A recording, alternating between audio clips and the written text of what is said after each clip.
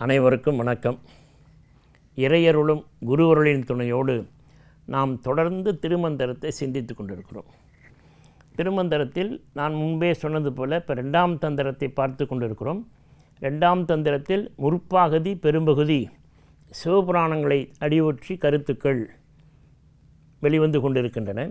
அவற்றில் 5 தொழிலில் படைத்தல், காத்தல், அழித்தல், மறைத்தல் முடிந்து இப்பொழுது அருளல் என்கிற அனுக்கிரகம் என்கிற அதிகாரத்தினுடைய பாடலை பார்த்து கொண்டிருக்கிறோம். இப்போ இந்த பாடல் 443வது பாடல். இந்த செய்தி எல்லோருக்கும் தெரிந்த செய்தி. ஆனால் அதில் வாழ்க்கையோடு நாம் எவ்வளோ வாழ்ந்தாலும், நம்ம கண்ணெதிர்க்க பார்த்தாலும் நம்ம மனம் நம்பாது. அந்த செய்தியைத்தான் இந்த பாடல் சொல்லுகிறது. குசவன் திரிகியில் ஏற்றிய மண்ணை, கொயவன் வச்சுங்களேன், அது பாட்டில் கொசவன் வருது. கொயவன் மண்பாண்டம் செய்கிற கொயவன். குசவன் திரிகையில் சக்கரம் ஏற்றிய மண்ணை. இது நல்லா உடனே புரிஞ்சுக்கணும். ஒரு சினிமா பாட்டை சொன்னால் புரிஞ்சிடும் உங்களுக்கு.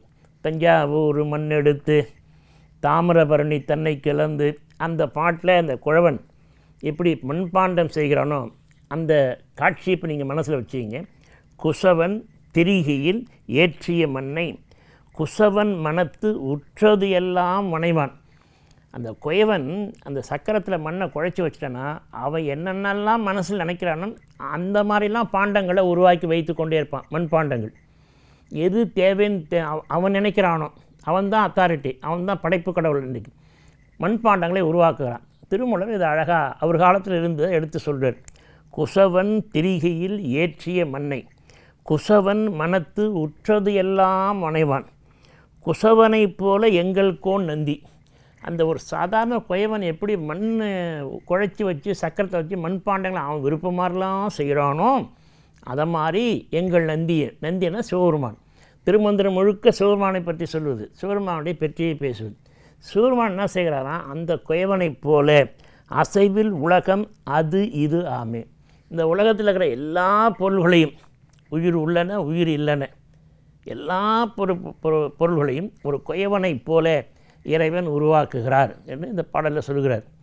இதில் என்ன பெரிய சிறப்பு என்று சொன்னால், எப்படிலாம் உருவாக்குகிறார் என்று சொல்கிறார். இப்போ நம்முடைய இந்த செய்தியை சித்தர்கள் ரொம்ப கொஞ்சம் வேடிக்கை ட்ரமாட்டைஸாக சொல்கிறாங்க. அதில் ஒரு சித்தர், கடுவெளி சித்தர், இதே கருத்து அவர் சொல்கிறார். நந்தவனத்தில் ஓராண்டி 4 மாதமாய் குயவனை வேண்டி, 4 6 6 4 10 10 மாதம். நந்தவனம் தான் இந்த உலகம், சமூகம். நந்தவனத்தில் ஓராண்டி, ஆண்டி தான் நாம. நந்தவனத்தில் ஓராண்டி அவன் 4 மாதமாய் குயவனை வேண்டி. 4 மாதம் 10 மாதம். குயவன்னா இறைவன் பிரம்மா, அந்த படைப்பு கடவுள்கிட்ட. 4 மாதமாய் குயவனை வேண்டி கொண்டு வந்தான் ஒரு தோண்டி. தோண்டி தான் இந்த உடம்பு. இந்த தேகத்தை 10 மாதத்தில் நாம் கட்டிட்டு வரோம். கொண்டு வந்தான் ஒரு தோண்டி. அதை பாதுகாப்பாக வச்சுக்க முடியாமல் கூத்தாடி போட்டு உடைத்தாண்டி நந்தவனத்தில் ஓராண்டி. கடுவெளி சித்தர் ரொம்ப அருமையாக இந்த திருமூலர் சொன்ன அந்த கருத்தை ட்ரமட்டைஸ் பண்ணி நாம் எப்படி வாழ்ந்துக்கிட்டு இருக்கோம், எவ்வளோ அருமைப்பாட்டோடு இந்த தேகத்தை கொண்டு வந்தோம், இதையெல்லாம் பின்னாடி சொல்ல போகிறார். இந்த அதிகாரம் முடிஞ்ச உடனே கரு உற்பத்தி அதை பற்றி தான் நாம் 41 பாடலில் திருமூலர் சொல்லியிருக்கிறார். நமக்கு இன்றும் புரியாத பல செய்திகள் அதில் இருக்கின்றன. அது இப்போ அடுத்த வருகிற நாட்களில் பார்க்கலாம்.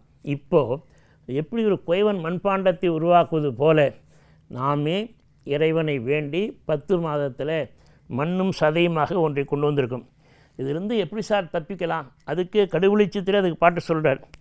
நல்ல வழியினை நாடு. அதே கடுவெளி சித்திரை பாட்டு, அந்த பாட்டுக்கு அடுத்த பாட்டு. நல்ல வழியினை நாடு எந்த நாளும் பரமனை நந்தியே சேரு. நல்ல வழியினை நாடு எந்த நாளும் பரமனை வேண்டியே தேடு. வல்லவர் கூட்டத்தில் கூடு அந்த வல்லாளனை நெஞ்சில் வாழ்த்தி கொண்டாடு. அந்த வல்லாளனாக இருக்கிற இறைவனாக இருக்கிற சிவபெருமானை என்றைக்கும் வாழ்த்தி போற்றி நீ வணங்கி வழிபடு என்று சொல்கிறார். இதில் கொசவன் யார்? குயவன்னா குயவன் தான் இறைவன். மண் தண்டச்சக்கரம் இருக்க திரிகை, அது மண் தான் நம்ம உடல். நமக்கு கிடைக்கிற குறிப்பு இப்போ சயின்டிஃபிக்கலாலாம் அதை பார்க்க முடியாது.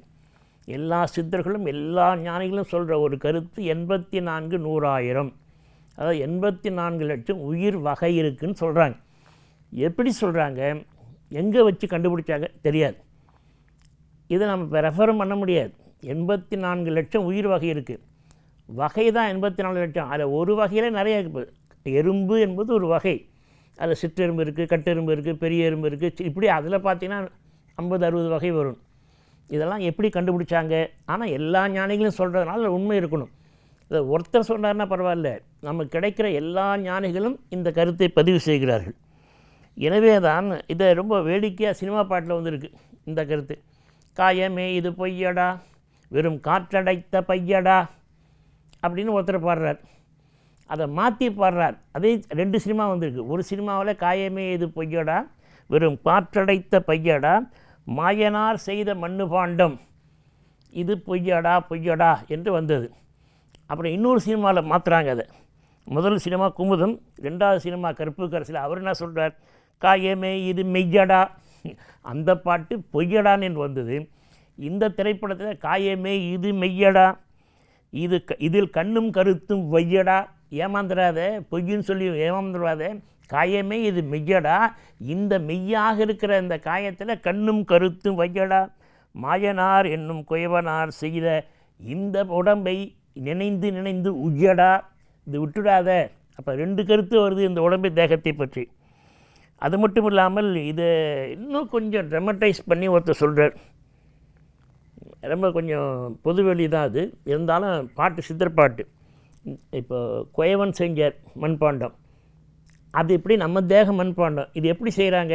சித்தர் சொல்கிறார், ஊத்தை குழிதனில் மண்ணெடுத்து உதிர புனலில் உண்டை சேர்த்து. எங்கே இருக்கிறாங்களாம்?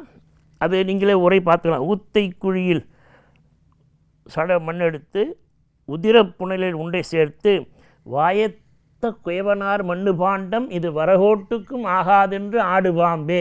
பாம்பாட்டி சித்தர். இந்த தேகம் எதுக்கும் பயன்படாது, இது எங்கேருந்து எடுத்தாங்கன்னு இடத்தெல்லாம் சொல்கிறார். ஊத்தை குழிதனில் மண்ணெடுத்து உதிர புனலில் உண்டை சேர்த்து வாய்த்த குயவனார் மண்ணு பாண்டம் இது யோசித்து பார்த்தா வரகோட்டுக்கும் ஆகாது என்று ஆடு பாம்பே என்று சொல்கிறார். அது இன்னொருத்தர் சொல்கிறார், ஊற்றை சடலமடி உப்பிருந்த பாண்டமடி மாற்றி பிறக்க எனக்கு வகை தெரியவில்லை, மருந்து எனக்கு கிடைக்கல. மாற்றி பிறக்க வகை தெரிந்து மருந்தும் எனக்கு கிடைக்குமானால் வீட்டே விரைந்து உன் பதம் சேரேனோ. அழுகுனி சித்தர். இப்போது நம்ம பார்த்தது இடைக்காட்டு சித்தர் பார்த்தோம், கடுவெளி சித்தர் பார்த்தோம், பாம்பாட்டி சித்தர் பார்த்தோம். இப்போ அழுகுனி சித்தர். அவர் என்ன சொல்கிறார்? இந்த ஊற்றைச் சடலை எனக்கு தெரியுது, இதிலிருந்து மாற்றி பிறக்கிறதுக்கு வகை தெரியல. யார் நல்ல குரு கிடச்சி டெக்னிக் சொல்லி கொடுத்தாருன்னா இந்த ஊற்றைச் சடலத்துலேருந்து மாற்றி பிறந்து உன் பாதம் என்னன்னு நான் தெரிஞ்சுக்குவேன். இப்போ என்னால் பாதத்தை தெரிஞ்சிக்க முடியலங்கிறார். இந்த கருத்து ஆழமாக இந்திய வரலாற்றில் எல்லா புராணங்களிலும் வருது. இந்த தேகத்தை மண்ணாக ஓமைக்கிறாங்க.